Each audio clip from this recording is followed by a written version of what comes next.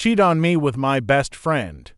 I'll wreck your career and publicly humiliate both of you, plus updates. Shithead and Sarah have been like family to my wife and I for several years, practically ever since we moved in across the street from them.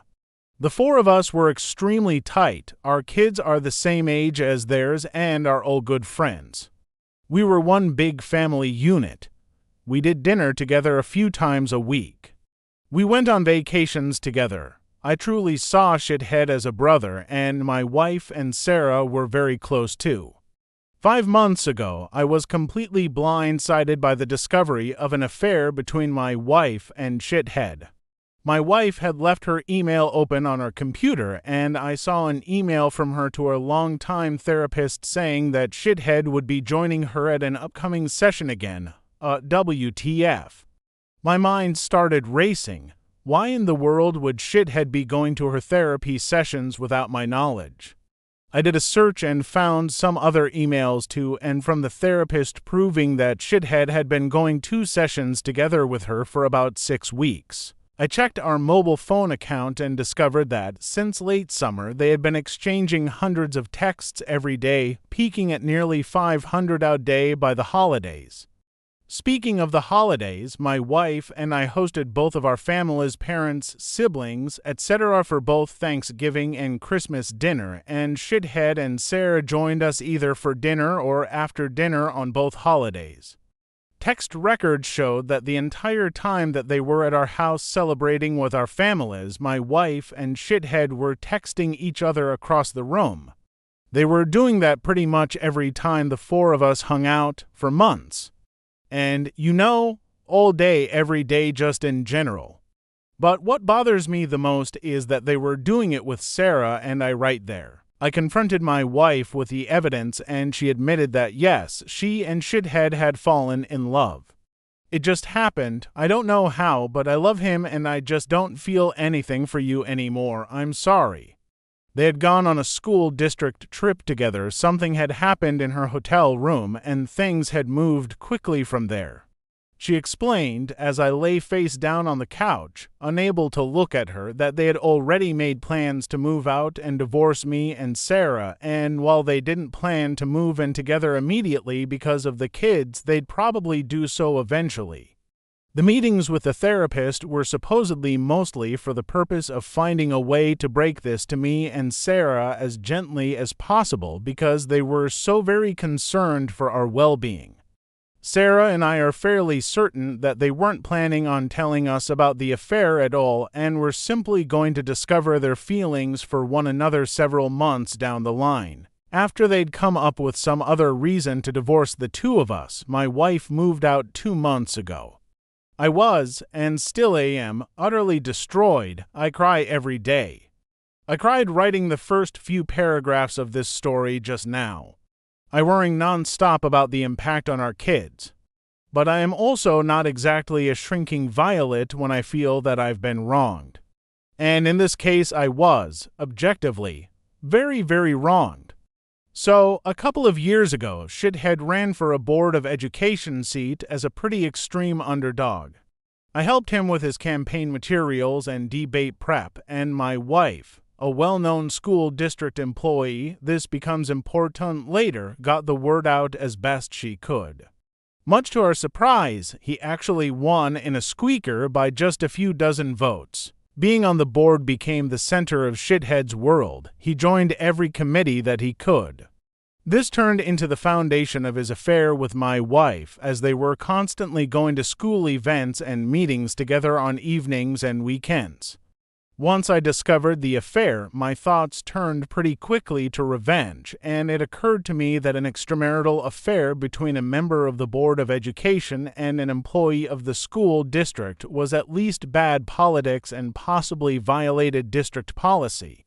Making things far worse for them was that my wife was in the running for an open administrative position, and everyone knew that she was more or less guaranteed the job and the major pay raise that came with it.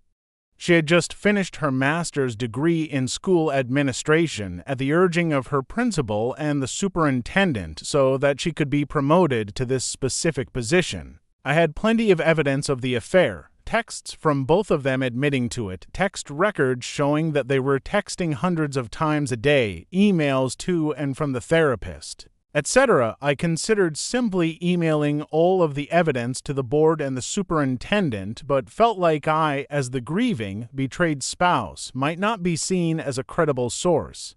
So instead, I invented a fictitious furious friend who was planning on showing up to the next board meeting and publicly shaming the two of them for their affair. I told my wife that I'd tried to talk this person down but couldn't guarantee that they wouldn't show up and humiliate them publicly. As I expected, this led Shithead to conclude that the only option was for him to preemptively admit the affair to the board. The superintendent subsequently recommended that Shithead resign, which he did. Sarah said that he was utterly humiliated and crushed, and barely got out of bed for a few days afterward. Once word of the affair and Shithead's resignation started getting around, the superintendent, a long-time friend of both my wife and Shithead, contacted my wife and tearfully informed her that it was no longer politically appropriate for her to be promoted to an administrative position within the district. The position that had been lined up for her was later filled by an outside candidate. This sent waves of confusion and rumor throughout the district, as it was pretty well known that my wife was getting the job. The day after she was informed that she wasn't getting the promotion, my wife and I, despite our crumbling marriage, took our son out to breakfast together on his birthday, and a parent stopped by our table to congratulate her on her new role. She said thanks, then excused herself to go cry in the bathroom for a while. I let the dust settle for a couple of weeks, and then, right before my wife moved out, let them in on my little secret. There was never a furious friend threatening to expose them in the first place. Just me, word of all of this has gotten around our fairly small town, which Shithead grew up in and my wife has worked in for nearly 20 years. My wife refuses to talk to me about how things are at work now, but I've heard from some people I know in the district that her formerly spotless reputation has taken a major hit. Shithead, formerly a gregarious social presence in our neighborhood and at events and pubs in town, has completely gone underground and barely emerges to mow his lawn. He's moving out soon, to a shitty little townhouse which is all he can afford due to all the child support he's going to have to pay his wife. My wife and Shithead claim that they plan on trying to make things work together despite all the public humiliation. I wish them lots of luck with that. I'm sure it will be a lot of fun to show their faces together in town. I've been getting a surprising number of requests to post an update to this story. I guess it blew up a bit on TikTok, which I don't use. Where to start? It's been a bizarre few years, especially with COVID thrown in the mix, which I somehow still have never caught, despite my kids getting it twice each. Thankfully just mild cases. Well, at the time that I posted the original story, I was obviously a wreck. Things actually got significantly darker for a while after that. My ex decided to start bringing Shithead around our kids just a few months after she moved out, which was really hard for me to deal with.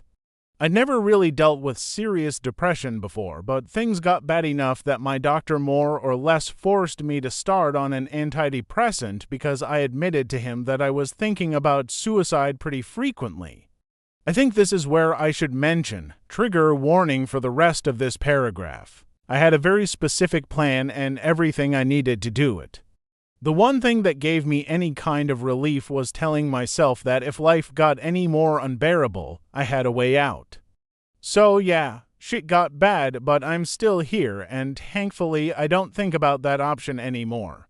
I reluctantly decided to dip my toe into the online dating world, and after a number of short-term things that didn't pan out, I actually connected with someone, much to my surprise. We'll have been together for 2 years next month. She's absolutely amazing. We don't live together, and for the time being we're both good with seeing each other a few times a week. Would I love to see her more? Yep, am I ready to live with someone again and go old Brady Bunch with our respective kids? I'm not sure.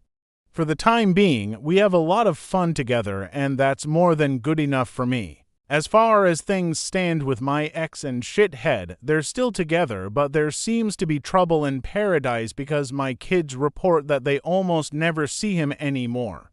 My kids don't like him at all and they just avoid him when he's around, according to my older one.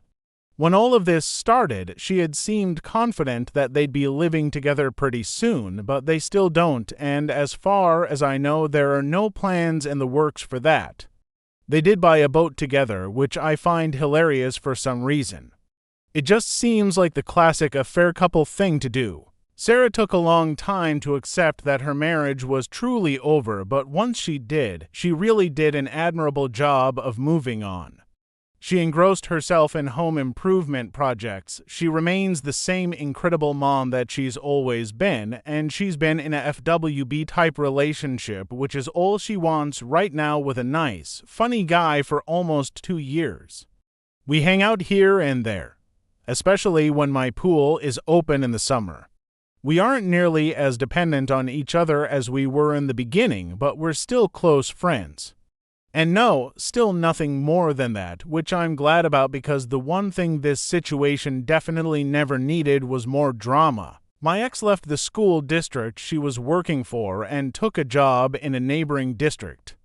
I have no idea what shithead is up to, nor do I care. I hardly ever see him except at the occasional school event. For a while there, I was worried that he'd look at me the wrong way and I'd wind up in jail for knocking him out in an elementary school cafeteria or something, but I just don't care enough about him anymore for that to be a concern. So, all in all, life is pretty okay right now. I do miss being a family. I still have nightmares about all of this stuff and deal with intrusive thoughts at times. I fall asleep to audiobooks now to keep those thoughts at bay. Otherwise, I still struggle to sleep sometimes. But my girlfriend is amazing. I have an incredibly supportive family. I just officiated my sister's wedding a couple of months ago. And I have a big dog who needs lots of walks, and that's a huge help for me on so many levels.